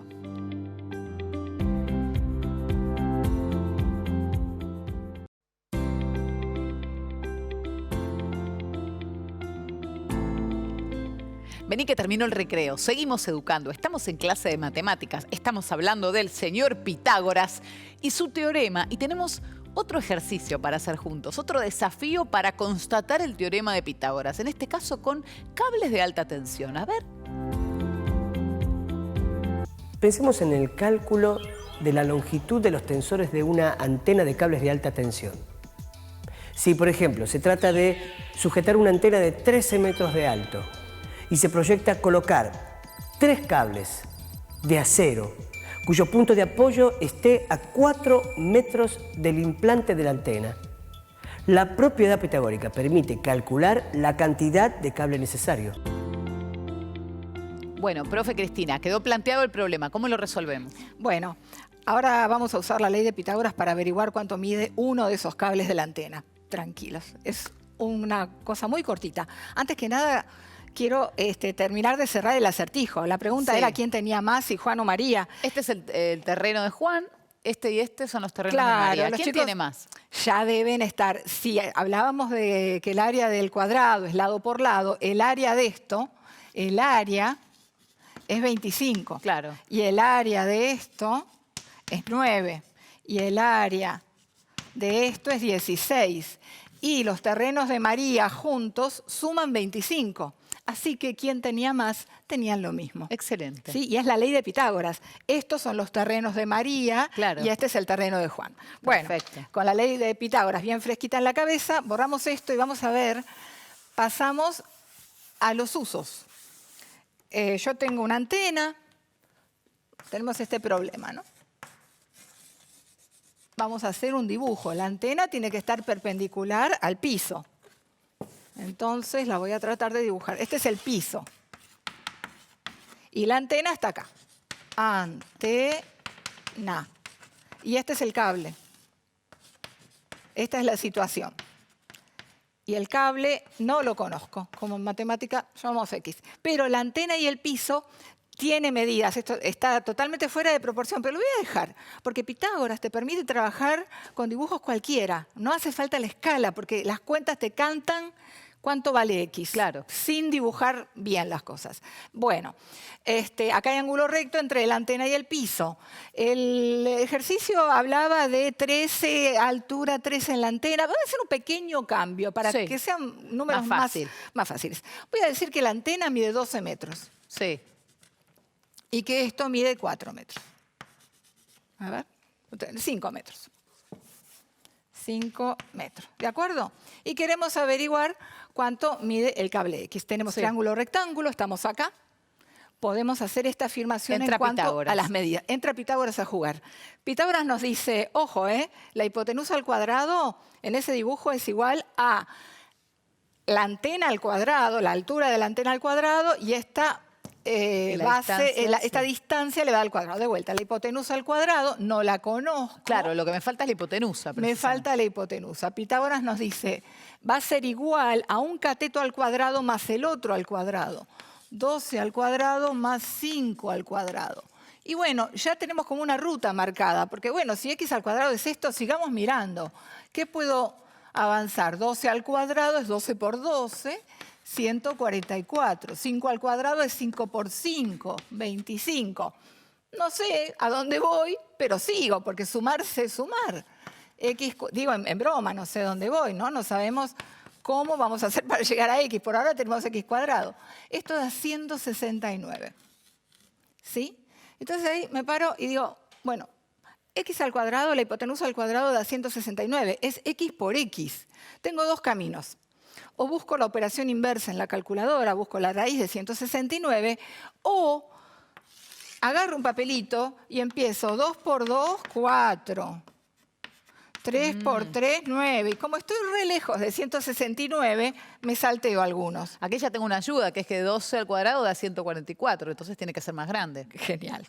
Entonces digo, 12 por 12, que ya lo calculé, es 144. Y arranco de ahí. Digo, bueno, 13 por 13. Y cuando hago 13 por 13, encuentro 169. Y si no lo encontrara, seguiría buscando. O sea, si no tengo la calculadora y la tecla de raíz cuadrada, ¿sí? Entonces, resulta que si yo sé que x al cuadrado, x por x da 169, x, vamos a hacer así, lo puedo pensar como la raíz de 169, que la calculo a mano, a pulmón, digamos, o con la calculadora y da 13. Así que ahora que voy a dar la respuesta, me fijo en las unidades, que son centímetros, kilómetros, metros. Estábamos que la antena tenía 12 metros. La distancia entre el que apunta al cable y la antena eran 5 metros. Esto tienen que ser 13 metros. Respondemos con unidad y esta es la medida del cable. Excelente, necesito un cable de 13 metros. Claro, y Pitágoras en la ley de Pitágoras aquí, y después todas cuentas conocidas, suma, potencia, raíz, nos lleva a ver. Entonces, un uso importantísimo de esta ley es, si conozco dos lados de un triángulo, de un triángulo rectángulo, puedo averiguar el tercero. Siempre conozco dos lados de un triángulo rectángulo, puedo averiguar el tercero. Podía ser que conociera la hipotenusa y no esta distancia. Claro, no saber a dónde. Tengo un cable de 13 metros, pero no sé dónde lo tengo que clavar. Exacto. Es un procedimiento parecido. Excelente. Entonces, con dos lados conocidos de un triángulo rectángulo y con la ley de Pitágoras, descubrís el tercer lado. Y esto es muy útil en todo tipo de construcciones y muy útil además para generar y para estudiar nuevas leyes matemáticas. Buenísimo. ¿Para qué tenemos los triángulos? Bueno, nosotros lo que hicimos acá era usar la ley de Pitágoras para averiguar un lado. También dijimos que la ley de Pitágoras te sirve para saber si un triángulo tiene ángulo recto o no. Vos me dirás, lo miro. Pero, y yo te puedo decir, ay, pero parece recto. ¿Cómo sé que no son en vez de 90 grados 89? Claro. La ley de Pitágoras te dice, si ahí hay exactamente 90 grados, no hay instrumento que mida como la ley de Pitágoras. Te dice si hay justo 90. Bueno, tenemos unos triángulos y les vamos a mostrar a los chicos cómo usar la ley para saber si ahí hay ángulo recto. Es importante, tengo que construir. Yo creo que tiene 90 grados y al final tiene 88, me queda la pared. Claro. Y si la pared es alta, se va a notar. Se va a notar mucho más que si es bajita. Entonces, ¿qué medidas tenemos ahí? 60, 65 y 25. Y 25. Yo voy a hacer una cosita. De las medidas voy a anotar el más grande adelante. 65, 60 y 25. ¿Por qué el más grande? Porque en Pitágoras siempre la hipotenusa. El más grande tiene un rol diferenciado. Claro. Ahora, este sería mi A, mi B y mi C. Ahora voy a hacer A a la 2, A a la 2 y voy a hacer B a la 2 más C a la 2. ¿Sí? Esto sería así. Y acá vamos a poner nuestra conclusión. ¿Qué pasa? ¿Cuál es el plan? Si estas dos cuentas dan igual, este triángulo tiene ángulo recto. Es rectángulo. Bueno, yo traje preparados un poquito de los resultados. Sí, yo agarré un triángulo cualquiera, fíjate que sea. 65... el 65 al cuadrado da 4.225. Recordemos que hago 65 por 65, ¿sí? Sí. Y esto da, es fácil al cuadrado, 60 por 60, tiene que tener algo con 36, es 3.600. Y el otro, 25 al cuadrado, es 625. Ahora viene el momento clave. Sumamos. Sí. Si da esto, hay ángulo recto. Sumamos. Charán, chachán. Charán, chachán. Y da lo mismo. ¿Sí? Triángulo rojo. Entonces, ¿tiene ángulo recto? Sí, tiene ángulo recto, lo podemos mirar. Voy a comprobar que tenga ángulo Comprobemos, recto. Empíricamente. A ver si, porque con las cuentas podemos habernos equivocado. Empíricamente vemos que ahí está el ángulo recto. Y tenemos la seguridad con las cuentas de que no mide 89, mide 90. Perfecto. Bueno, a ver... ¿Agarro uno cualquiera? Agarramos uno cualquiera. Bueno, agarro el azul. La hipotenusa, ahora que aprendí, es 50. Agarramos el azul. La hipotenusa es 50. 40 y 30. Bien, elevo 50 al cuadrado, me da 2.500. Elevo 400, lo escribo chiquitito, 1.600. Y este da al cuadrado 30 por 30, 900. Bueno, momento clave. Sumo. Si da lo mismo, el triángulo tiene ángulo recto. Da lo mismo. 2.500. Da lo mismo y la respuesta es sí. Y además lo podemos chequear. Son las mismas proporciones de nuestro collar. Es el 3, 4, 5. Tanto que hablamos de escala y que siempre recalcamos. Esto tiene 50, 30, 40 o 30, 40, 50. Es el triángulo de 3, 4, 5. El de los sorbetes, el del lago, solo que está agrandado. Está multiplicados por 10 los lados. Tenía que tener ángulo recto. Bueno, ¿tenés perfecto. ganas Agarro el amarillo. Acá dice cuál... Agarramos el amarillo, muy bien. La hipotenusa es 45. El más largo, lo anoto primero, es mi candidato a hipotenusa. 45, ¿qué más? 32 y 30. 32 y 30. Bueno, 45 al cuadrado es 2025. 2025, es 45 por 45. Ahora hago 32 por 32 y es 1024. Y 30 al cuadrado podemos sacarlo casi mentalmente. 30 por 30 es 900. Porque 3 por 3 es 9. Momento clave. Sumo. Sí. Chan, chan. Da 1924. ¿Son iguales? No. No.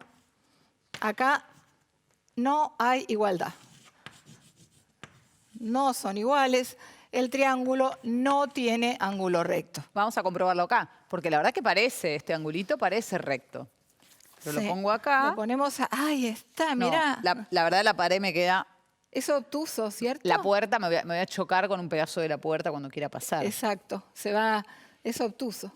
Ahí, mira cómo se va del Claro, marco. si lo pongo así, se me va.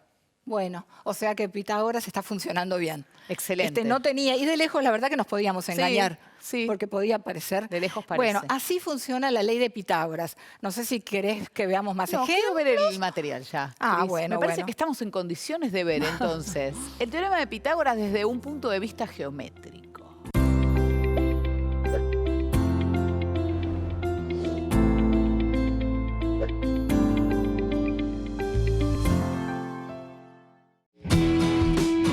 Teorema de Pitágoras. Este teorema se aplica para los triángulos rectángulos. Un triángulo rectángulo es aquel que tiene un ángulo recto, es decir, un ángulo de 90 grados. El lado opuesto al ángulo recto se llama hipotenusa, mientras que los otros dos se llaman catetos. El teorema de Pitágoras establece que el cuadrado construido sobre la hipotenusa de cualquier triángulo rectángulo tiene un área equivalente a la suma de las áreas de los cuadrados construidos sobre los catetos. Por ejemplo, si tenemos un triángulo rectángulo, cuyos catetos miden 3 y 4 y la hipotenusa mide 5 unidades, veamos cómo son los cuadrados que pueden dibujarse sobre los catetos y la hipotenusa. Finalmente, observamos que el cuadrado de la hipotenusa es igual a la suma de los cuadrados de los catetos. Como la profe Cristina es muy desconfiada, y eso es bueno en un matemático, quiere demostrar este teorema de Pitágoras. A ver. Sí, las leyes hay que tratar de demostrarlas para poder asegurar a todo el mundo que esta ley es infalible, que es una ley matemática. Entonces hay demostraciones de distinto tipo. Esta es geométrica. Sí. Vamos a suponer lo siguiente. Vos tenés este terreno, este campo. El verde. Y tenés distintos sembrados. Tenés una parte sembrada en rojo y una en verde. Tenés este cuadrado. Perfecto. ¿Sí? Este cuadrado que está acá. A ver, perdón, a ver si se puede. Esto es lo que tiene Ángela. Este cuadrado, no sé, bueno. ¿Sí? Ahí. Y yo tengo el mismo. El mismo un marcador, cuadrado. mejor, profe? A ver. Para resaltarlo. Tenemos un campo cuadrado idéntico. Ángela compró este campo que marcó en negro y yo me compré este. Y son idénticos. Y decidimos sembrar distintas cosas. Las parcelas que están en rojo están sembradas de tomates. ¿Ok? Sí. Y bueno, conversamos de qué plantaciones hacer en la zona y decidimos que no vamos a plantar más tomates. Así que esas parcelas las vamos a vender. Sí. Vendemos las parcelas de tomates, sacamos las parcelas de tomates a ver qué pasa. Dale. Despacito. Yo tengo una acá. Tengo 2. Vos no sé cuántas tendrás. 4. Ahora vemos. Tengo 3. Y tengo 4 parcelas donde yo sembraba tomates. Y Ángela tiene también 4 parcelitas de tomates. Y no vendemos esos campos. Los campos de tomates, los míos, tenían esta forma y eran 4. 4 parcelas donde yo sembraba tomates. ¿Sí? Y Ángela la saqué de mi campo. Ahora mi campo, estas parcelas las vendí. Donde estaban los tomates las vendí, no son más mías. Y Ángela hizo lo propio también. Mirá, 4 parcelas de tomates. Lo mismo. Si las vendimos la misma cantidad de tierra, ¿no es cierto? Ella las tenía ubicadas en otro lado, pero las dos teníamos el mismo campo, del mismo tamaño, y vendimos la misma cantidad de tierra. Entonces, lo que nos queda tiene que ser lo mismo. Supongamos que vamos a plantar maíz en lo que nos queda, que está acá marcadito en verde. A Ángela le quedó un terreno grandote, y a mí me quedaron estos 2. Y decimos, ¿y ahora quién va a plantar más maíz? Esto se parece a quién tiene más y Juan o María. Lago, claro. Pero bueno, si el terreno era el mismo y las dos vendimos las mismas 4 parcelas de tomates, nos queda lo mismo. Quiere decir que acá Ángela va a plantar tanto maíz como yo en estos 2. Este cuadrado, que es el más grande, es equivalente en área a estos dos. Y era la situación, el acertijo que planteamos con el lago y los terrenos, ¿no es cierto? Vamos a hacer una cosa. Esto confirma la teoría de Pitágoras, demuestra la teoría de Pitágoras, porque yo no dije estos triángulos tienen que tener tal medida. Dije con ángulo recto yo ya armo toda esta situación geométrica con tal que estos triángulos tengan ángulo recto. Entonces, vamos a ver con una de estas. Vamos a ver una pequeña vueltita más de esta demostración geométrica. Ahora cambiamos. A ver, ¿se me queda? Volvamos a la situación del lago. Se volvió rojito. Es al atardecer y se volvió rojito.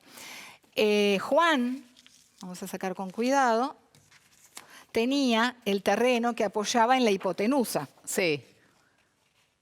Miren cómo encaja esto. Maravilla. Este era el terreno de Juan.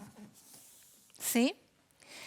Y María tenía los otros dos terrenos. Uno apoyaba en un cateto y el otro apoyaba en el otro cateto. Lo que hemos visto recién era que el terreno grande de Ángela y los dos verdes míos eran iguales en área.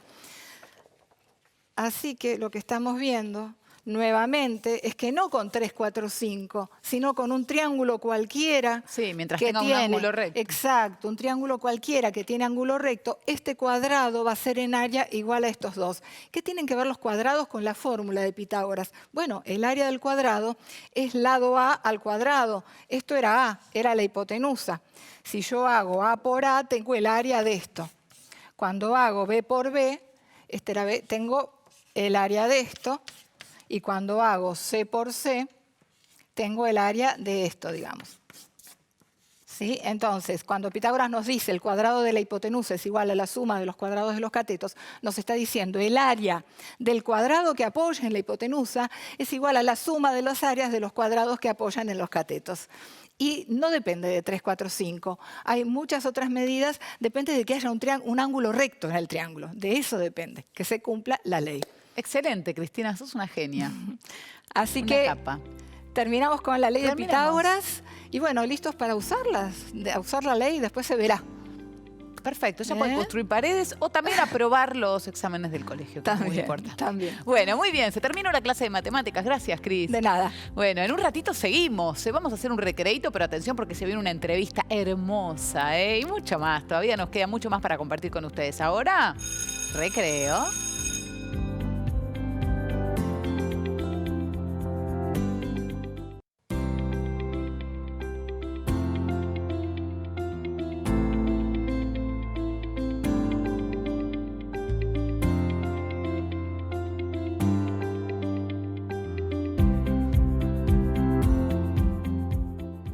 Llegó un momento re lindo de esta sección Abanderados, que son personas que también nos representan. En este caso vamos a hablar con Gino Tubaro. Él tiene 24 años y cuando terminó el colegio, muy jovencito, aprovechó todos sus conocimientos que tenía en impresoras 3D.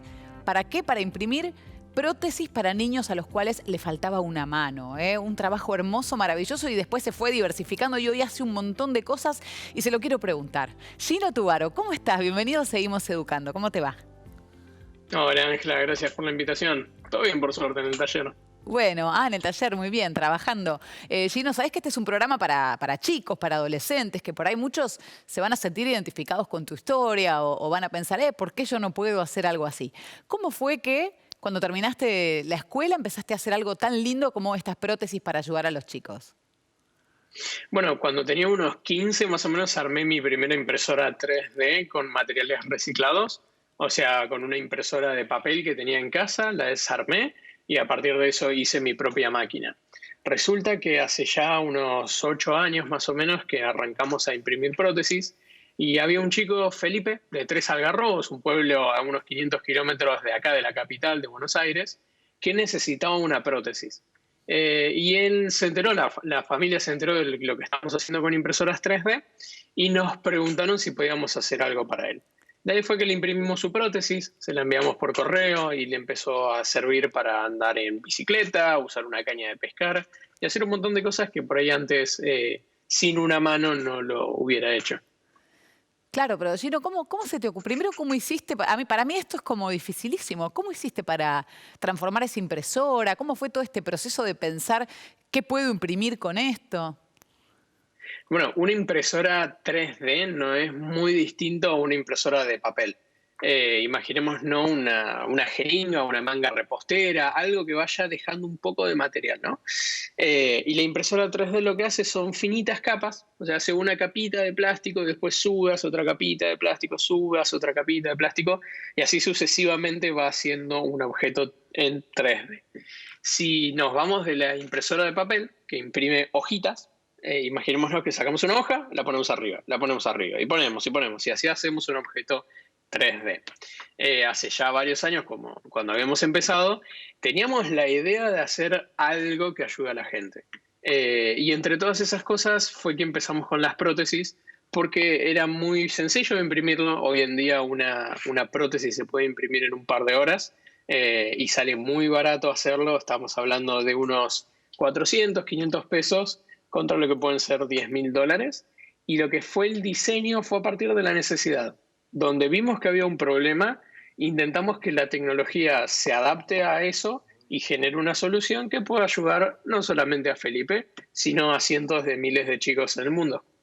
Es una maravilla. ¿Y cuántos chicos ayudaste ya con estas prótesis? Nosotros entregamos a más de 1.500 personas. Después hay embajadores que entregaron a otros centenares más.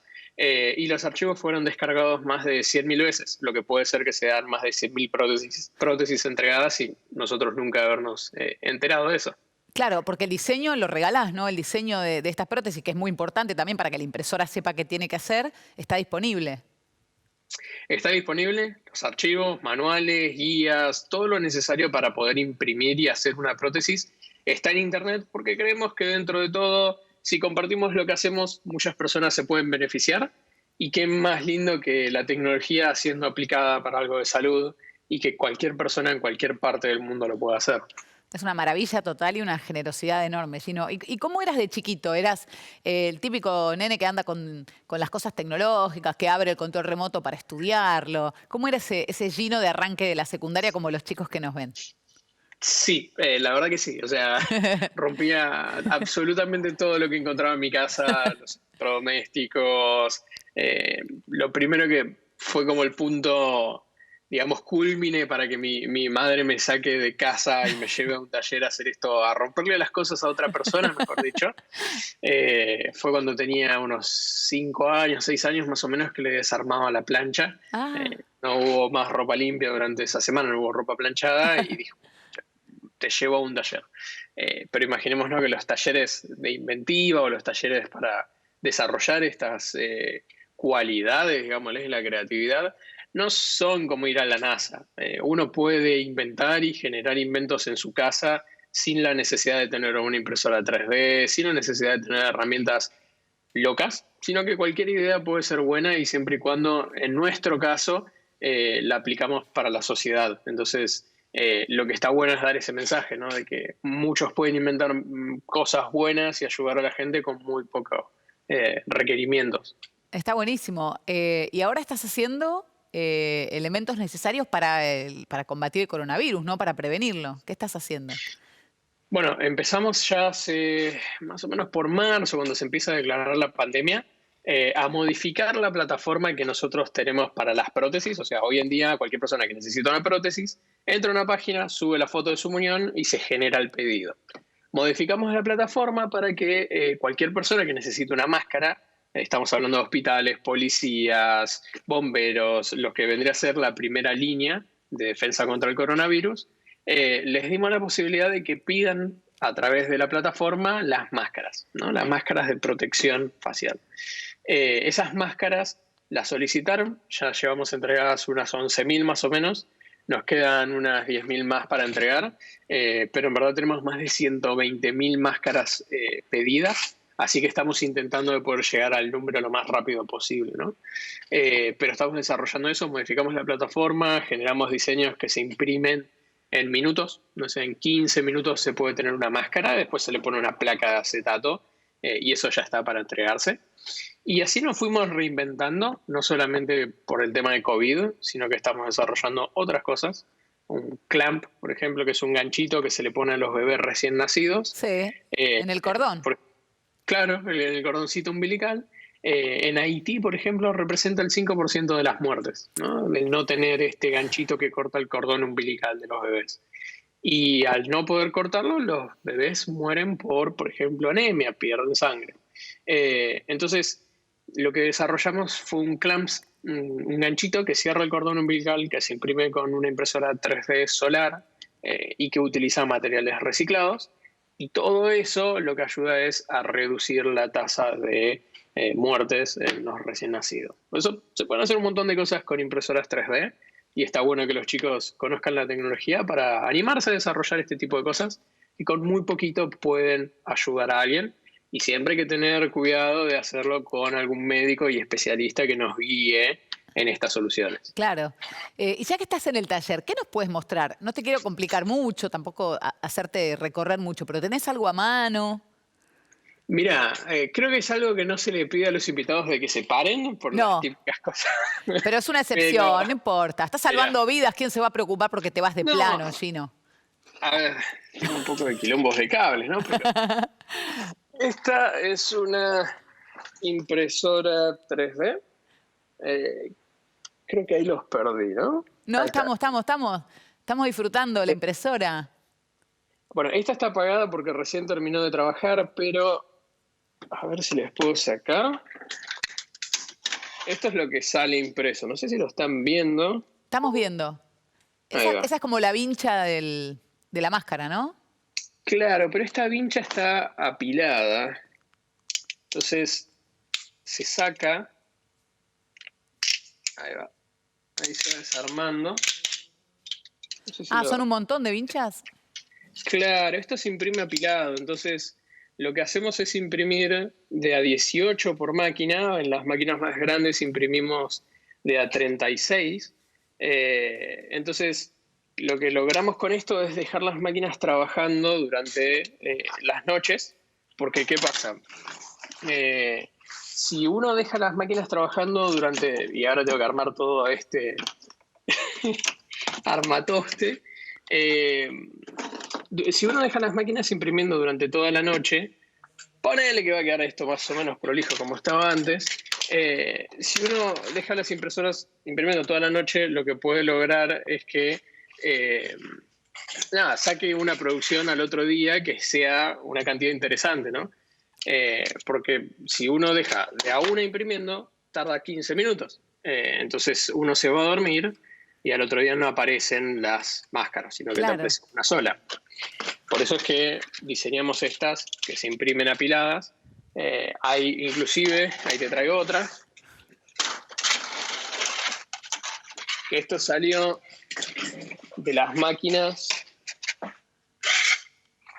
Ahí salieron 36, si no me equivoco, son 2 pilas de 18. Sí. Que tienen distintos colores porque vamos utilizando todos los colores que tenemos. Claro. Y de esto lo dejamos toda la noche imprimiendo, las desarmamos, a las vinchas se le hace un proceso de arreglar si quedó plástico extra, si en algún lugar puede llegar a quedar algo que pinche o raspe o lastime en los bordes. Y esto después se pone acá arriba y atrás lleva una bandita elástica. Acá en el frente lleva una placa de acetato. Sí. Y con esto lo que hacemos es que los doctores tengan protección contra las gotitas, más que nada, porque hay veces cuando se entuban a los pacientes, cuando están pasando ya por un estadio más avanzado del virus, se los entuba y esto lo que hace es tapar todas las gotitas que le pueden ser proyectadas en la cara. Inclusive a las personas que están en la calle, si alguien habla sin un barbijo, sin algo que le cubra la boca y las gotitas se proyectan, lo que hace esto es tapar cualquier tipo de gotita que puede estar en contacto con los ojos, por ejemplo. Claro, claro. Bueno, la verdad, Gino, es una maravilla lo que haces. Es hermoso que uses todo este conocimiento para ayudar. Y estamos muy orgullosos como argentinos de tener un chico como vos aquí en nuestro país y encima trabajando hoy para combatir el coronavirus. Así que muchas gracias por mostrarnos tu arte y tu ingeniería. No, gracias a ustedes. Y ojalá, chicos, si se animan, la impresión 3D no muerde, sino que podemos hacer un montón de cosas que pueden salvar la vida a muchos. La verdad que gracias, sí. Ángela, y eso. Muchas gracias, Gino, por mostrarnos tu taller. Un abrazo grande. Otro. Adiós. Chau, chau. Bueno, ahí está Gino Tubar, un capo, ¿eh? Y vos podés hacer lo mismo. Eso es lo que te queremos mostrar cuando te traemos estos personajes, ¿eh? Mostrarte todo el abanico que te espera en el mundo, siempre con esfuerzo y dedicación. Y hay otra cosa que te espera. Un libro, vamos a empezar un cuento nuevo. Ayer terminamos el de Cortázar, hoy tenemos uno nuevo. Vamos a leer una parte, lo vamos a dejar en suspenso porque la televisión es así, ¿vieron? Bueno, lo escribió Enrique Anderson Imbert, que nació en 1919 en Córdoba, justo que hoy estuvimos viendo Córdoba. Se trasladó con su familia a Buenos Aires, estudió en el Colegio Nacional de La Plata, la otra ciudad que estuvimos viendo, y en la Universidad de Buenos Aires. A partir de 1930 fue profesor de la Universidad Nacional de Cuyo, después también en la Universidad Nacional de Tucumán, y falleció en el año 2000. Vamos a leer un cuento que se llama Casete. Año 2132. Lugar, aula de cibernética. Personaje, un niño de 9 años. Se llama Blas. Por el potencial de su genotipo, el gobierno lo ha escogido para la clase alfa. O sea que cuando crezca pasará a integrar ese 0,5% de la población mundial que se encarga del progreso. Entretanto, lo educan con rigor. La educación en los primeros grados se limita al presente, que Blas comprenda el método de la ciencia y se familiarice con el uso de los aparatos de comunicación. Después, en los grados intermedios, será una educación para el futuro, que descubra, que invente. La educación en el conocimiento del pasado todavía no es materia para su clase alfa. A lo más, le cuentan una que otra anécdota en la historia de la tecnología. Está en penitencia. Su tutor lo ha encerrado para que no se distraiga y termine el deber de una vez. Blas sigue con la vista a una nube que pasa. Ha aparecido por la derecha de la ventana y muy airosa se dirige hacia la izquierda. Quizás es la misma nube que otro niño, antes que él naciera, siguió con la vista en una mañana como esta y al seguirla pensaba en un niño que en otra vida... Y la nube ha desaparecido. Ganas de estudiar, Blas no tiene. Abre su cartera y saca no el dispositivo calculador, sino un juguete. Es una casete. Empieza a ver una aventura de cosmonautas. Cambia y se pone a oír un concierto de música estocástica. Mientras ve y oye, la imaginación se le escapa hacia aquellas gentes primitivas del siglo XX, a las que justamente ayer se refirió el tutor en un momento de distracción. ¿Cómo se habrán aburrido sin esta casete? Allá, en los comienzos de la revolución tecnológica, había comentado el tutor, los pasatiempos se sucedían como lentos caracoles.